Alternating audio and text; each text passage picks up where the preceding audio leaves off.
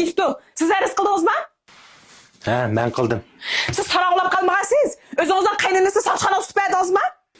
Uni men tutib bermadim. Faqat uydan pul yo'qolib ketdi deb soqchiga dilo ma'lum qildim xolos. Lekin soqchini xalmarda tutib ketdi. Siz eng yaxshi soqchini telefon qilib, men xat olish bilan ham xalmarda yondirib keling. Bo'lmay qolgan bo'lsa. Bo'lmas qanday qilmoqchi? Ha? Bo'lmas qanday qilmoqchi? Ma'qul. Men soqchiga telefon qilib, men xat olishdimi deb xalmarda qaytarib kelay bo'ldi. Lekin o yo'qolib ketgan 100 ming ko'p pulchi. Uni qanday qilibmiz? Siz ash pul uchun mening elimda soqchi tutib berdingiz shundami? Men shu pul yo'qolib ketgan vaqtida xalmaratga chiroyli dedim. Ukam, bilmasdim men pulni ep qo'ygan bo'lsang, nadonlik qilib qo'ygan bo'lsang chiroyli qaytarib bergin dedim. Lekin qanday qildinglar? Har ish keraklar. Bizning bu ish bilan qilchi munosabatimiz yo'q dedinglar. Yana taqib bizni o'g'ri ko'rding deb meni xap bo'ldinglar. Shu vaqtida xalmarat pulni chiroyli qaytarib bergan bo'lsa, men soqchiga ma'lum qilib bermaydim. Sizning bunda beshingiz og'rimaydi. Xap bo'lmang dadisi. Xalmarat ezibdi.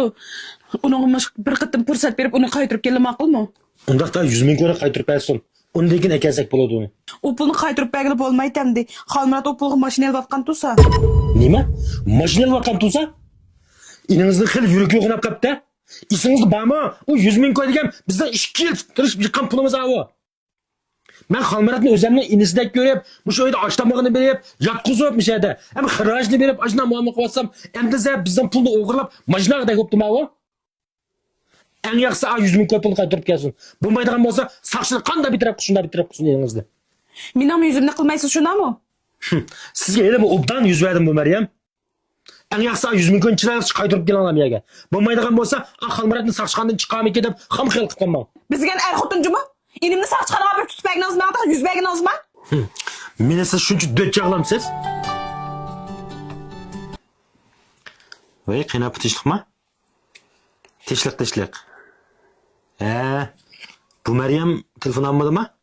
Bu Maryam toz qo'yib kirib ketgan qanapa?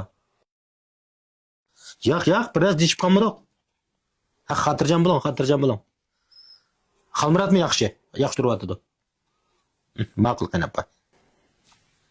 U bo'shango'ning maxfiy nomerini siz bilan mendan boshqa hech qanday odam o'qimaydi. Lekin bu qadam pul yo'qolib ketganda bo'shango hech qanday buzg'unchilik uchirmabdi. Shu vaqtda men sizdan so'rasam, men bilmayman deb gapni tugatdingiz. Shu vaqtning o'zida men sizdan osh kuchni olib olgan. Endilikda bu pulni xalmarat olib olgan bo'lib chiqdi. Depaqmi? Men sizga yana qanchalik yuzlasam bo'ladi? Xap bo'lmang dadisi, men bu qatim ezibdimi? U mening bir talam qarindishim bo'lg'ashqa, shu mashina oldim desa, shu sizga nima deyishni bilmay pulni elib bergan. Men ishdan bunchalar yo'g'nab ketishni faqat o'ylab bo'lamabdimi? Bizni bir qatim kechiring bilan dadisi o'tinib qolay. Aziz mehmonlaringizning oldiga har xil qo'rma, kebab, go'shtlarni qo'ygan vaqtingizda cho'qim Kavsarning 20% gazli limon ichimligini birga qo'yishni unutib qolmang. Chunki Kavsar limon ichimligida haqiqiy 20% limon tarkibi bor. Tomoq singdirishga foydali, qo'rqoqning eng yomon dushmani. Men Kavsarning 20% gazli ana ichimligini ishini texmi yoqtirmay. Qani sizmi tetib bering? Man qarang bu Maryam, xalmaratning mushunda bosh-boshdan qolib ketishi dal sizning sababingizdan. Siz hadislikni ya hunaga vermay cho'p-cho'nglab qolgan bir balni, ya bir ayol ishigini qo'ymay, bunda tayyor o'gitib qo'ydingiz. Yana uni az deb sizning to'pingiz bilan abala 5 qo'yib pul topmay turib, cho'ng hajlab ko'nab qoldi. Kunlarning birida sizni arilib qolsa, u qanday turmushni qamdaydi? Keyin o'zining ko'nab qolgan cho'ngchilik turmushni qamdash uchun o'g'irlik qilmay, budongchilik qilmay qanday qilmoqchi? Xap bo'lmang dadisi, men bu tarafini faqat o'ylayapmabdimi?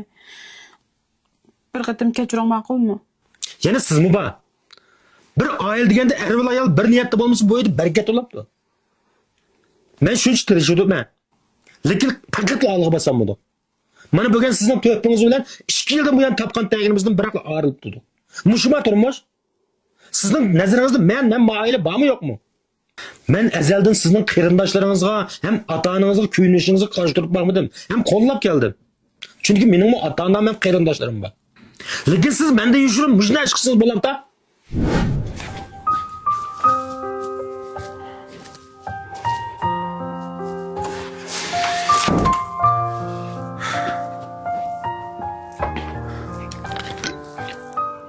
Voy, men arzni qaytarib olay degan.